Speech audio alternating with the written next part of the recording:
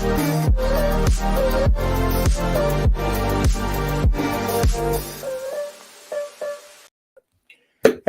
happy birthday, Idan Velleman. Happy birthday with the first anniversary of Diamond Pigs. A year ago, we started the company. We went live 3 months later, and we had our barbecue, yesterday. We're going to talk about that. So congratulations. But we have a lot of news. We're going to talk about the market. That was not fun. There was not a lot of positive news. It doesn't look good for the future, but we have some very exciting news, and that has to do with our first birthday. And we had fantastic results. We're going to look at that. So, let's take a look. Let's take a look at that. How do you feel? I'm good, Vincent. Thank you for asking. Let's start. You're good. Okay, all right. Let's see. Okay, we are first. Where is my? I had the fear index. Fear index is right now 25. Yeah, but I had it in this. I had it in this slide, so I don't know. So it's 25. And how was it last week? About the same, right? It was the same. I think it's very stable. Market is very boring. We'll see it right now. Not so much has changed in the last couple of weeks. No. So, okay. No. How we're doing with Bitcoin? It was looking good for a little bit, but then everything went down again. Yeah, we got a dead cat bounce in the last week. We're still ranging between the 20 and 25. We are now on the lower side. We meet the support every time. I don't expect it to change in the coming weeks. It's going to stay boring at least until the 15th of September. Okay, and so this. I mean, what caused this? Was that just our Powell talking? Powell talking last week, inflation will be higher than expected. The market is expecting to raise a higher interest rate than initially expected. Nasdaq down, Bitcoin down, crypto down. Okay. And now it's sideways. And you can see that here in Nasdaq. So it's all a little bit the same. It's very correlated. Nothing has changed. And Nasdaq went down a little bit, but not as much as, of course, Bitcoin does it much better. Okay, how's Dixie doing? How is our dearest euro? I mean, I looked at since last year that we started, the euro, lost about 10% because if the interest rate is much higher in America, it makes much more sense to send it. But the good thing is that our results in euro are now much better, are actually 10% better. Yeah, but Vincent, this is the big elephant in the room here. I think this is one of the major reasons why we see the crypto and Nasdaq react as they react. It's since 2000. This hasn't been as high since 2002, the dollar, and it has mainly to do with the problems we have in Europe, the war with Ukraine, the high increase in gas and energy. And the high inflation rates that we see in Europe. Europe is in a deep shit, and everyone is moving. A lot of people are moving their money to dollar. Yeah, we have the problem with the gas. I mean, we have this gas problem, and America has also a gas problem, but they produce most of the stuff themselves, and they get nothing from Russia. Okay, so that's why the dollar is very high. Commodities. Yeah, commodities has been doing a bit stable. Went down and up and down and up. We did see yesterday that the gas went down 20%. We don't see it really on the weekly here, but if we look at the daily and another time, they'll see that the gas and the oil are going drastically down, and that's because everyone thinks that we're going to get into recessions with the figures that we see. And that's also another reason. Positive news. Yeah. Not positive news, and you see that the 10 years bond is going up because of higher expectation for inflation. People thought that in September the Fed will increase the rate in 0.5, and now the majority of people think that it's expecting to have a 0.75. And so the 10 years and the 20 years bond are up. If you choose to go long on bond, that wasn't a good thing. Mm-hmm. Yeah. So if we let's do this live, that is pretty good. We can let's see how we did as a result, and I think that's fun to show. And actually, I have we have a new version, which is not live for our customers yet, but it is for us. And what do we have to offer? First, we have a Dutch version. So we're Dutch, and but I can now say installing, and I can go. I can basically say, okay, I want the language to be Dutch. We're going to have all kinds of languages, So that's going to be cool. And then also, what I want to do is this time I want to show our results in BTC, because we as a company want to outperform BTC. And that's how we started. We want to outperform BTC. Let's take a look at that. So today we are up 0.6% in BTC. The last week, 5%. The last 2 weeks, 10%. The last month, 12%. The last 3 months, 67%. We outperformed BTC in the last 3 months, 67%. So that is really, I think that's really cool. Of course, that doesn't mean if you then look at euro, it's not 67%, because of course that it's 14% in euro, and last month. But we are positive. I mean, that's the most important thing I want to say. We have a positive result since we got those robots in, and it's and I think it's also really cool to see we have this play mode. And if you say we started with this robot on May the 1st, let's see if we put €1,000 in, and suppose if we do BTC, we would be having a result of 44% down. If we would have taken Genoa, that would have been about stable. Duroc would be 1.6%.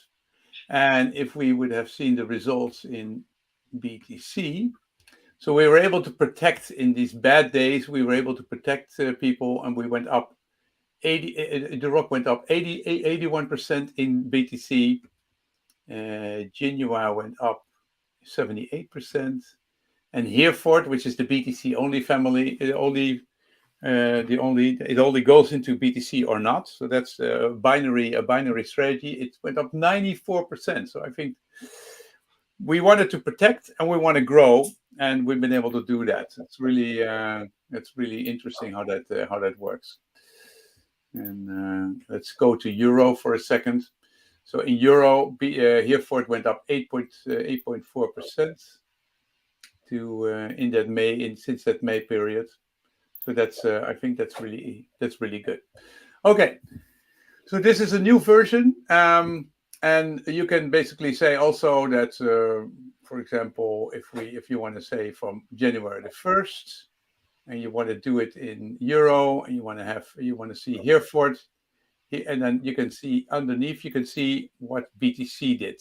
BTC did this, went down 53%, and Hereford went up 35%. So that, I think that is a nice way to expand it. So I want to say, everybody, go to diamondpigs.com, make an account in 2 minutes, and play with these strategies. You can protect and you can grow even in these bad days.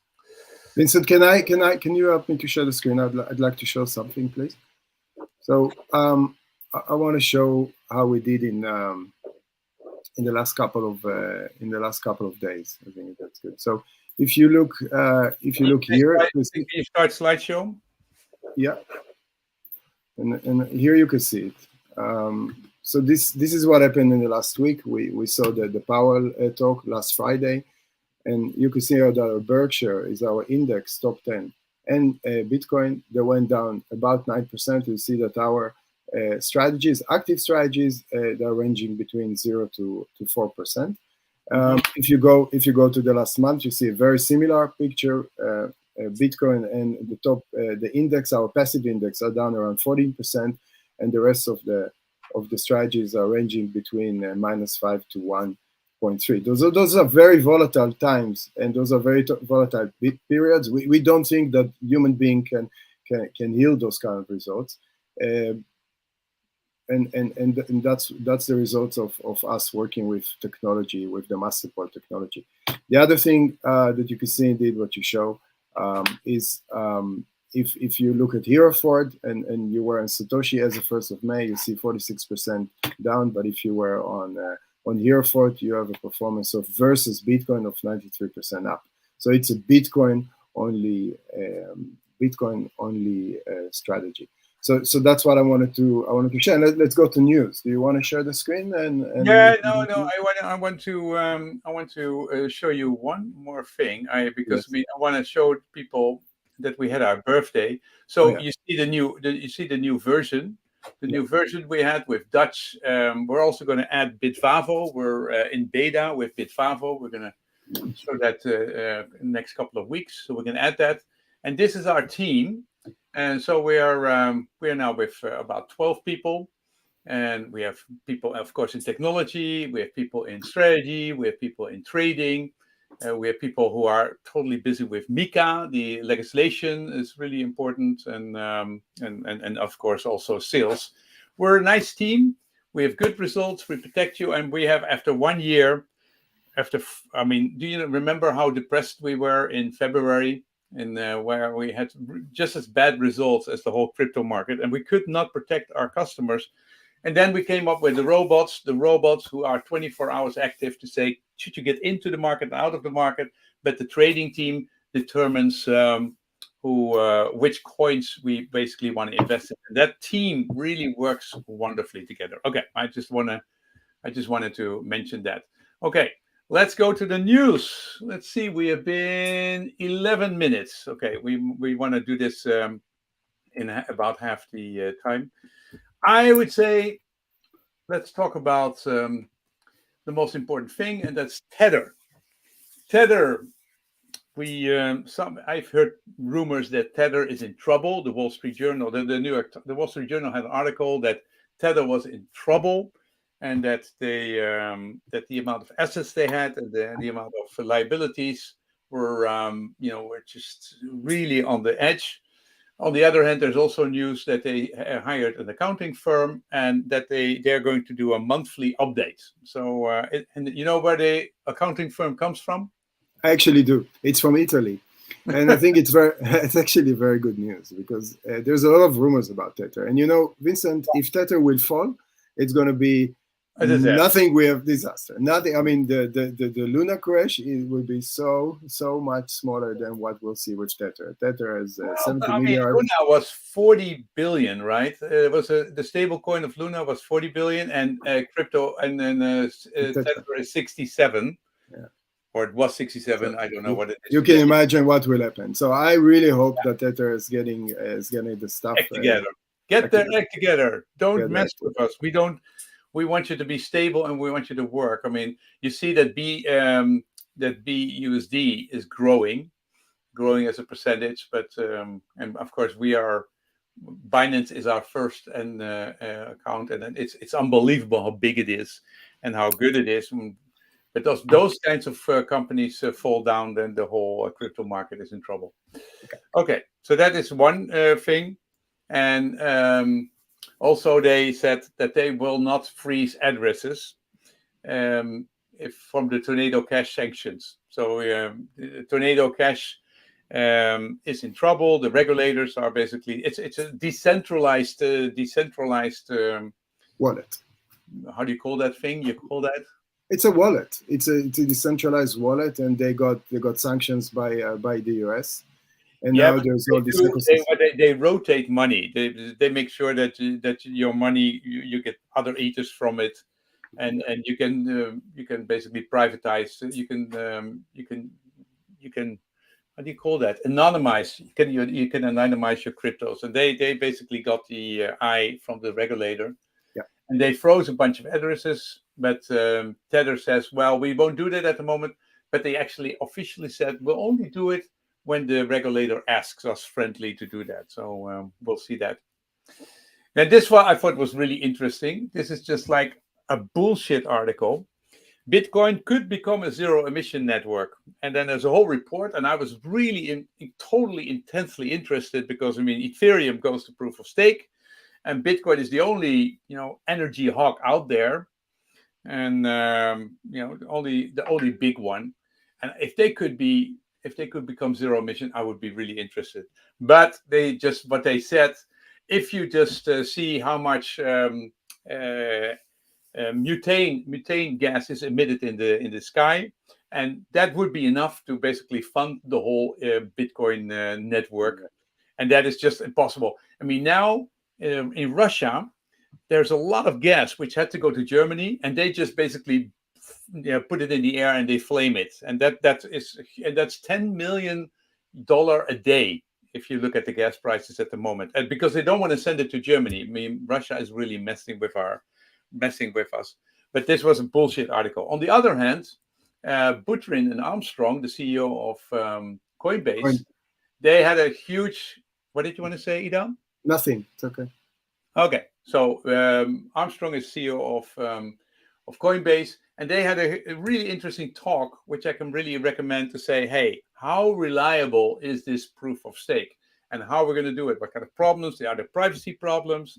I mean, I think it's, of course, extremely important that we have 1,000 times or 10,000 times less energy, but I can really recommend. Do you know, I mean, is this really going to happen? Did you see the latest news on the Ethereum, on the Ethereum swap?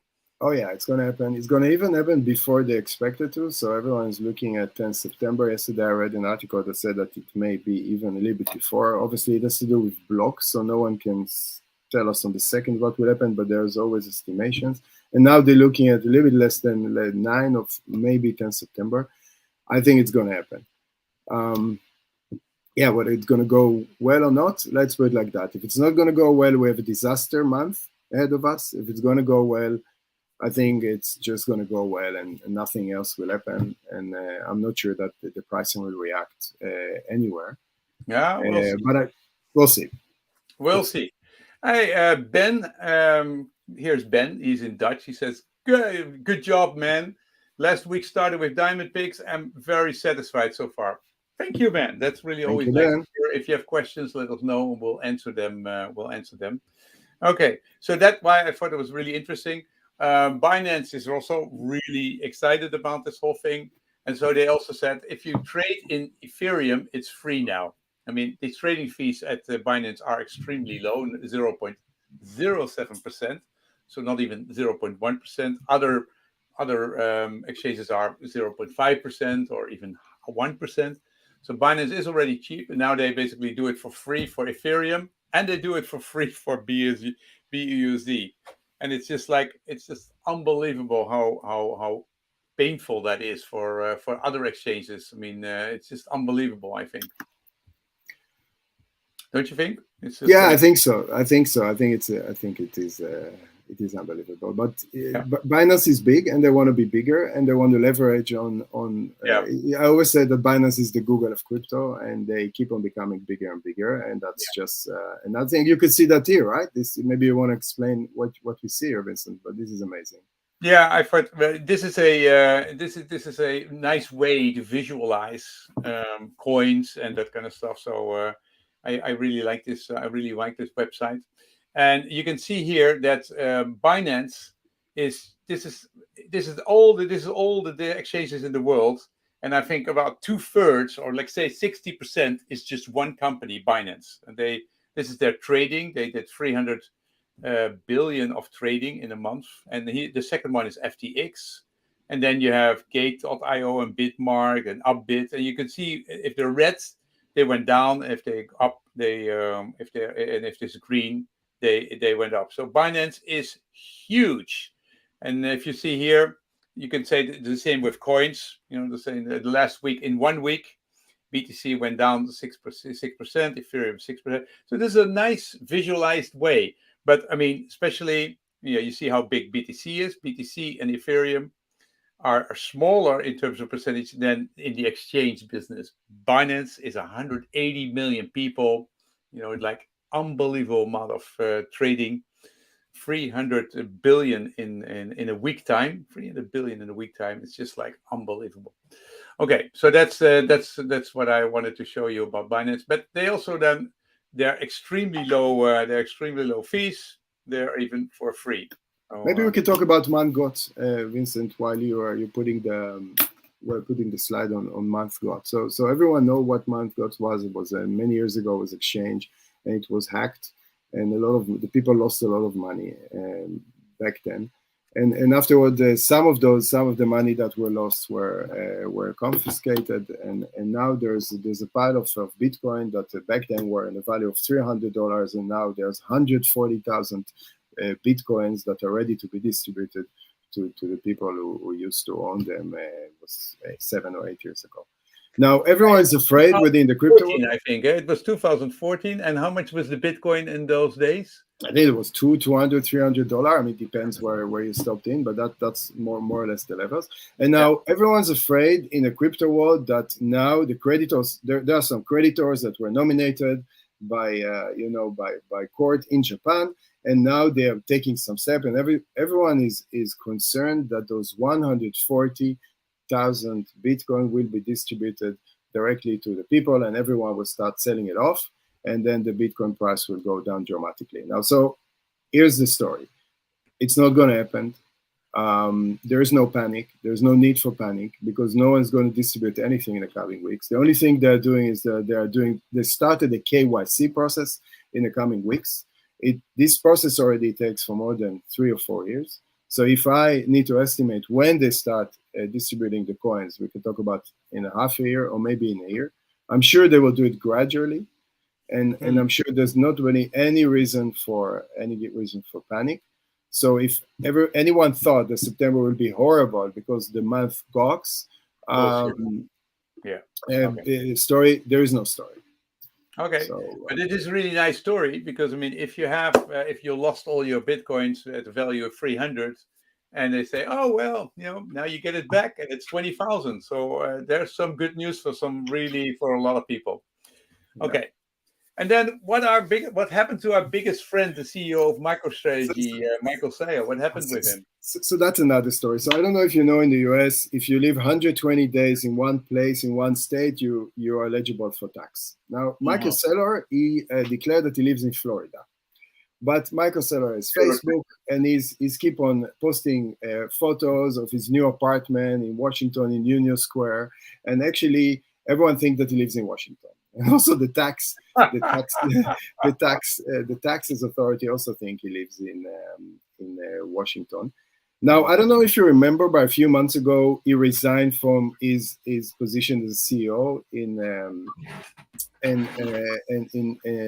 now he's being sued by the DC district. Okay. Let's see. Long live social media. We can see the taxman really knows where you are. Yeah, but I don't think it's really good for Bitcoin. I don't think it's really good for crypto. It's not a good name. Michael Saylor is the biggest holder after Satoshi Nakamoto, the biggest holder of Bitcoin.